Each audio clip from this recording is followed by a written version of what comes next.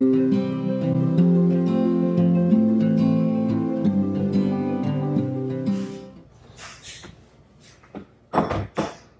guys, welcome back to Pantry. Today I am making some sweet pickle relish.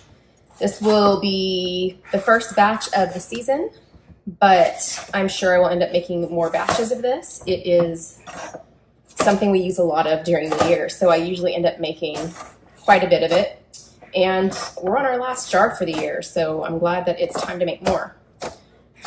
One of the advantages of doing relish is that I can make it all in the food processor. I'm kind of doing a rough chop so that I don't have some giant chunks that don't get caught in the blade. But for the most part, it's not that much work. Grabbing cucumbers from the fridge. So don't mind my tomato experiments over there. I am trialing some cucumbers for the University of Tennessee, and there are two little plants that produce so prolifically that I'm going crazy with these little ones. They're good. There's just a lot to do. And one of the things you can do with relish is you don't have to have a pickling cucumber for it. So, can you hear that? So you can make relish with slicing cucumbers if that's what you have coming out of your ears. And you don't have to peel them either, which is also nice. I love lazy recipes. I am de-seeding them though. These ones actually, I'm gonna leave these. These tiny ones have tiny seeds. So I'm not really, I just trim off the ends,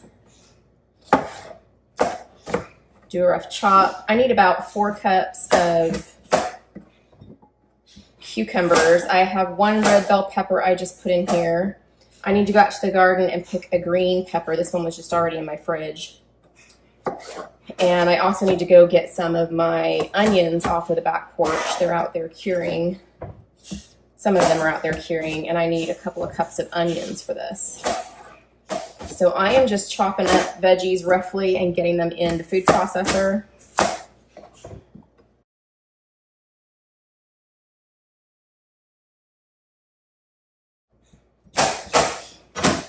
All right, I'm gonna go out to the garden and get a green bell pepper real quick and grab an onion on my way back in. Oh, it's hot out there. Forgot my onion. Okay, my green bell is a little bit small, so I grabbed this yellow one too. We'll use like half of it. I have some gigantic bell peppers out there, but they are like a red marble, and they're green and luscious looking, but they're supposed to turn red. So I was tempted to pick one of those because you could use a green, like an underripe yellow, orange, or red pepper, but I decided to resist temptation and leave those on because I really do love red peppers. All right, let's get the lid on here and make some room for the onion.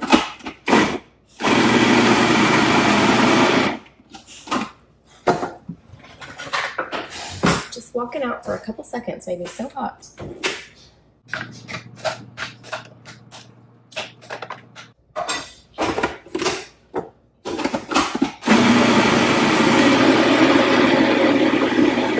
Humidity is really gross too. All right, so let's get this onion going. This is one of my candy apple onions. Outer layer off.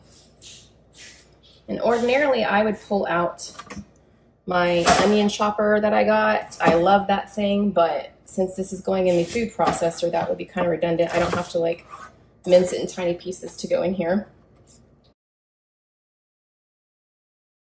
Give it a stir here. Push some of those big chunks to the bottom.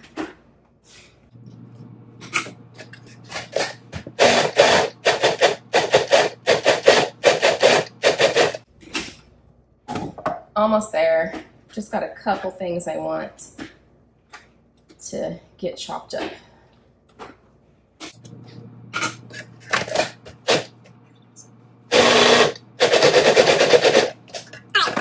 Next step, let me get this out of the way.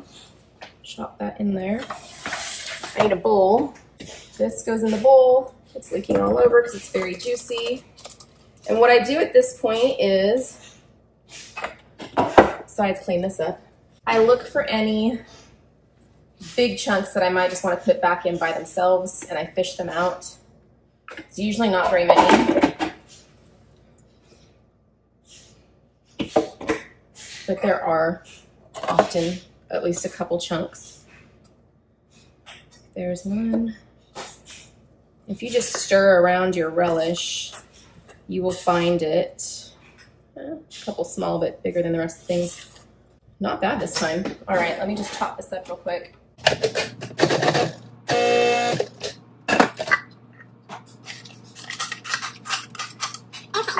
I'm gonna sprinkle salt over it.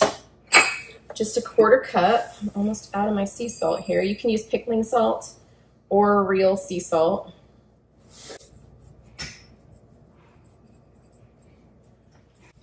And then I'm gonna take this to the sink and cover it with cold water, just up right above where the vegetables are. Okay, then I'm gonna cover this with plastic wrap and stick it in the fridge for 2 hours. 2 hours later, when it has come out of the fridge, I've strained it. I did not rinse it, leave the salt on, but strained it and put it in a pot. And then I start adding the other ingredients. So sugar is one of them. I can type out this recipe in the description below, but it looks like I'm putting a ton of sugar in here, but it's only a 1/2 cup measure. So it's like 2.5 or 3.5 cups sugar. I can't remember. I'll put it below. So sugar, apple cider vinegar, and some spices, I believe is mustard seed and celery seed.